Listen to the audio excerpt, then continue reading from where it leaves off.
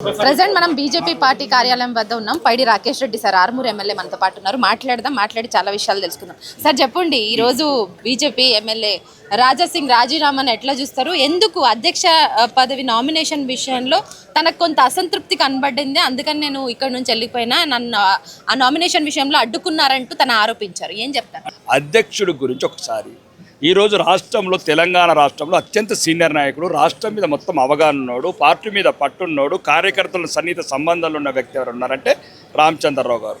1975 నుంచి నిరంతరం ఈ పార్టీ గురించి పోరాడుతున్నవాడు, పుట్టగానే కాషాయాన్ని ముద్దాడినవాడు, అన్ని రంగాలకు ఆదర్శుడు. ఈరోజు తెలంగాణ రాష్ట్ర వ్యాప్తంగా సంబరాలు చేసుకుంటున్నారు. పార్టీ ఢిల్లీ అధిష్టానం ఏదైతుందో ఈ పార్టీకి ఈరోజు తెలంగాణ వ్యాప్తంగా కార్యకర్తల అభిష్టం మేరకు రామచంద్రరావు గారిని ఎన్నుకోవడం జరిగింది. అందరం సంతోషంగా ఉన్నాం, ఆయన నాయకత్వంలో ముందుకెళ్తాం. కానీ ఇప్పుడున్నటువంటి ముఖ్య నేతలు కావచ్చు, బడా నేతలు కావచ్చు, పార్టీని తెలంగాణలో అధికారం రాకుండానే కుట్ర చేస్తున్నారు. అందులో భాగంగానే రామచంద్రరావుని ఎన్నిక చేసిండ్రు ఏకగ్రీవంగా అని చెప్తున్నారు రాజా. నేను అదే అంటున్నానమ్మా. ఇప్పుడు తెలంగాణలో 1975 నుంచి నాయకులను చూపించండి, చెప్పండి. మాట్లాడడానికి ఏదో నోటికొచ్చింది మాట్లాడడం కాదు. నిరంతరము ఏబీవీపీ నాయకుడిగా, రాష్ట్ర నాయకుడిగా, మళ్ళీ బీజేపీ నాయకుడిగా, బీజేపీ నాయకుడిగా, శాసన మండలిలో ఒక ప్రజానాయకుడిగా ఈరోజు నిరూపించుకున్న వ్యక్తి. ఈరోజు తెలంగాణ రాష్ట్రం మీద, భారతీయ జనతా పార్టీ మీద కార్యకర్తల సంబంధాలున్న వ్యక్తి ఎవరు ఉన్నారంటే రామచంద్రరావు గారు మాత్రమే. ఆయన నాయకత్వంలో ఈ పార్టీ పొంగలు దొక్కుతుంది. రాబోయే జూబ్లీ ఎలక్షన్స్లో మొదలు పెడతాం. తెలంగాణ మీద కాషాయ జెండా ఎగిరేసే వరకు ముందుకు పోతూనే ఉంటాం. సో కార్యకర్తల అసంతృప్తికే బెస్ట్ ఉదాహరణ నా రాజీనామా అంటూ కూడా ఈరోజు ఆయన చెప్పి సంచలనమైనటువంటి కామెంట్ ని చేసి ఇక్కడ నుంచి వెళ్ళిపోయారు. దాన్ని ఏమంటారు? నిజంగా అసంతృప్తిగా ఉన్నారా పార్టీ వర్గాలన్నీ? ఉదాహరణకు ఇప్పుడు నేను కూడా అనుకున్నా, అంటే అందరికి ఇస్తారు. ఎట్లా అధ్యక్ష పదవి ఒకటే ఉంది కదా. ఇప్పుడు మీరు చెప్తే మనకు 10 పెడతాం అధ్యక్ష పదవులు, అనుకున్న వాళ్ళకన్నా ఇస్తాం. ఇక ఒకటి ఏంటంటే 10 మంది అయితే 10 మందిని సంతృప్తి పరచడం ముఖ్యం కాదు. అందరినీ కాదు, వీలు కాదు కూడా, ఎవరో ఒకరు చేస్తారు. పార్టీ అధిష్టానం ఏదైతే ఇప్పుడున్న పార్టీకి ఏది అవసరమో, పార్టీ విజయం పోతందుకు ఏది అవసరమో పార్టీ సరైన నిర్ణయం తీసుకుంది. బీసీ లీడర్ కి లేదన్న అసంతృప్తి కూడా గ్రౌండ్ లెవెల్లో కనబడుతుంది. బీజేపీలో బీసీలు, ఓసీలు, ఎస్సీలు, ఎస్టీలు, ఏసీలు ఉండరు. బీజేపీలో హిందువు బిడ్డలు మాత్రమే ఉంటారు. అది ముఖ్యమంత్రిని చేస్తాం, ప్రధానమంత్రిని చేయలేదా బీసీ బిడ్డని? 27 మంది బీసీ బిడ్డలని మంత్రులను చేయలేదు కేంద్ర మంత్రులు, 13 మంది ముఖ్యమంత్రులను చేయలేదు బీసీ బిడ్డల్ని. కాబట్టి బీజేపీలో హిందూ బిడ్డలే ఉంటారు. ఓటు బ్యాంక్ విషయానికి వద్దాం. బీసీల కులగణనకు సంబంధించి చాలా స్ట్రాంగ్ గా నడుస్తుంది. ఇలాంటి టైంలో అధికారంలోకి రావడానికి బీజేపీకి నిజంగా బీసీ ఓటు బ్యాంక్ అనేది చాలా ఇంపార్టెంట్. ఇట్లాంటి టైంలో బీసీ నాయకుల్ని అనగదొక్కే ప్రయత్నమే ఈ అధ్యక్ష నామినేషన్ అనుకోవచ్చా? ఎందుకు ముఖ్య నేతలందరూ కూడా బీసీ నాయకుడిని అధ్యక్ష పదవికి రాకుండా అడ్డుకున్నారనేసి అంటున్నారు. ఇప్పుడు నరేంద్ర మోడీ గారు ఎవరు బీసీ బిడ్డ, మిగతా 27 మంది బీసీ బిడ్డలు. కేంద్ర మంత్రి బండి సంజయ్ బీసీ బిడ్డ, ఈటల రాజేందర్ ఎంపీ బీసీ బిడ్డ, ధర్మపురి అరవింద్. అంటే అధ్యక్ష పదవి ఒకటే ఉన్నది.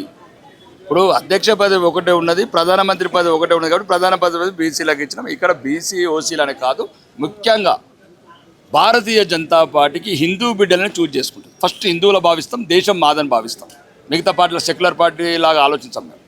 కాబట్టి బీసీలకు ఎక్కడ ఎప్పుడు ఏ అవకాశం ఇవ్వాలనేది పార్టీ అధిష్టానం ఆలోచనలో ఉంటుంది. ఒకవేళ మేనిఫెస్టోలో పెట్టాం కదా ముఖ్యమంత్రి పదవి ఇస్తామని, అస్సలు అదే ఇస్తాం. ముఖ్యమంత్రి పదవి ఇస్తుండొచ్చు, ఎందుకు ఇది పార్టీ అధ్యక్షుడు? ఇప్పుడు పార్టీ అధ్యక్షుడు ఏంటంటే ఇప్పుడున్న ప్రస్తుత పరిస్థితి దృష్ట్యా ఈ రాష్ట్రంలో ఏదైతే పార్టీని ముందుకు తీసుకెళ్ళి పార్టీ రాష్ట్రం మీద అవగాహన ఉండి, కొత్త నాయకులు కొంతమంది వచ్చారు, ఇబ్బందికరం ఉంటుంది. పాత నాయకుడు అవుతే 50 ఏళ్ళ అనుభవం ఉంది, మూలన వీధిన విలేజ్న రామచంద్రరావు గారికి అనుభవం ఉంది, పరిచయాలు ఉన్నాయి. ప్రతి కార్యకర్తను కూడా పేరుతో పిలువరించే ఒక వ్యక్తి ఉన్నాడంటే రామచంద్రరావు గారు.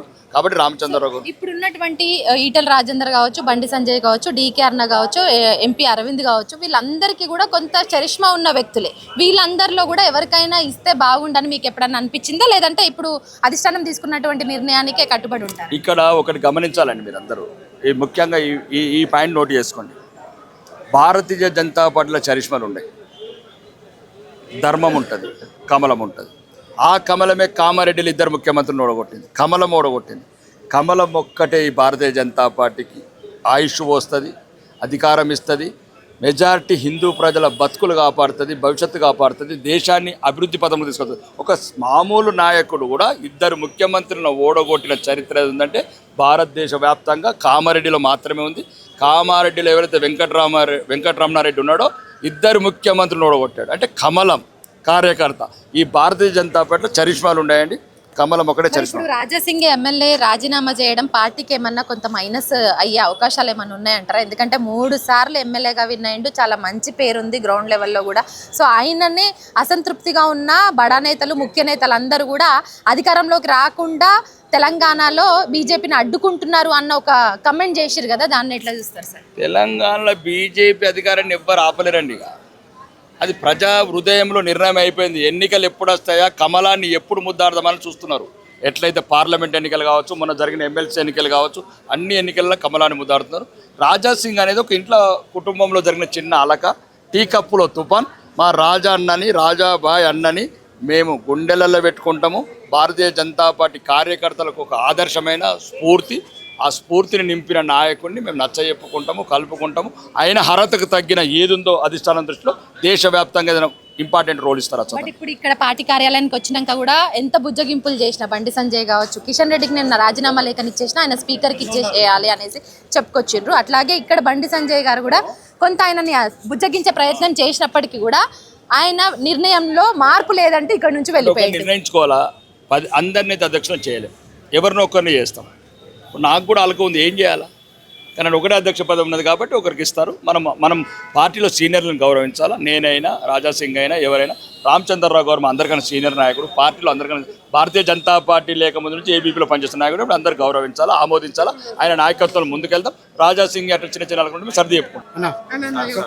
దానికైతే ఏదైతే పార్టీ అధిష్టానం అధ్యక్షని ఖరారు విషయంలో నిర్ణయం తీసుకుందో దానికి అందరం కూడా కట్టుబడి ఉన్నాము. పార్టీలో అలజడులు కావాలనే సృష్టిస్తున్నారు, దీని వెనకాల కుట్ర కొన్నం దాగి ఉంది.